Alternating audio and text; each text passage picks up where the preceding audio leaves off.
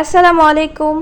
আপনি কি জানেন আমাদের আশেপাশে খুব সহজেই পাওয়া যায় এমন একটি সবজি শরীরকে হাইড্রেট রাখতে, হজমে সহায়তা করতে এবং প্রতিদিনের খাবারে পুষ্টি যোগ করতে পারে? হ্যাঁ, বলছি জালি কুমড়ার কথা।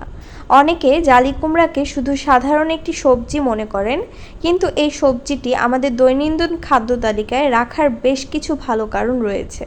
তবে প্রশ্ন হলো, জালি কুমড়া শরীরে আসলে কী উপকার করে, কেন খাবেন আর কিভাবে খেলে বেশি উপকার পাওয়া যেতে পারে? চলুন আজকের ভিডিওতে জেনে নেওয়া যাক বিস্তারিত। জালি কুমড়া আসলে কি?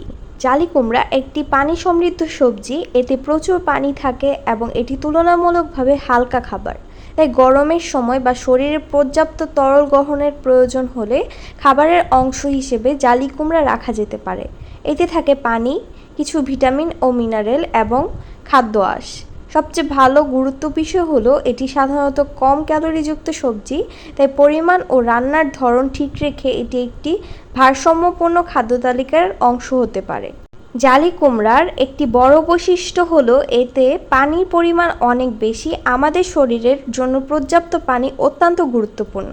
শরীরে পানির ঘাটতি হলে ক্লান্তি, দুর্বল লাগা কিংবা মাথা ঘোরার মতো সমস্যা হতে পারে।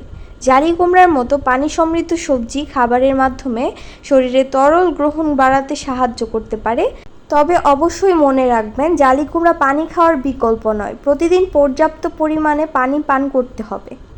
জালি কুমড়ায় খাদ্য আঁশ রয়েছে। খাদ্য আঁশ আমাদের পরিপাকতন্ত্রের জন্য গুরুত্বপূর্ণ।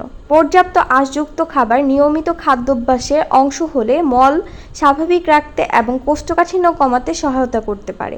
তাই যাদের খাবারে সবজির পরিমাণ কম, তাদের প্রতিদিন খাদ্য তালিকায় বিভিন্ন ধরনের সবজি সঙ্গে জালি কুমড়াও রাখা যেতে পারে। তবে হঠাৎ করে অনেক বেশি আঁশ খাওয়া উচিত নয়। ধীরে ধীরে পরিমাণ বাড়ানো এবং পর্যাপ্ত পানি পান করা ভালো। জালি কুমড়া রান্না করে খাওয়া যায় বিভিন্নভাবে। আপনি চাইলে জালি কুমড়া তরকারি, ডাল দিয়ে জালি কুমড়া, মাছের সঙ্গে রান্না, হালকা ঝোল, অন্যান্য সবজির সঙ্গে মিশিয়ে খেতে পারেন।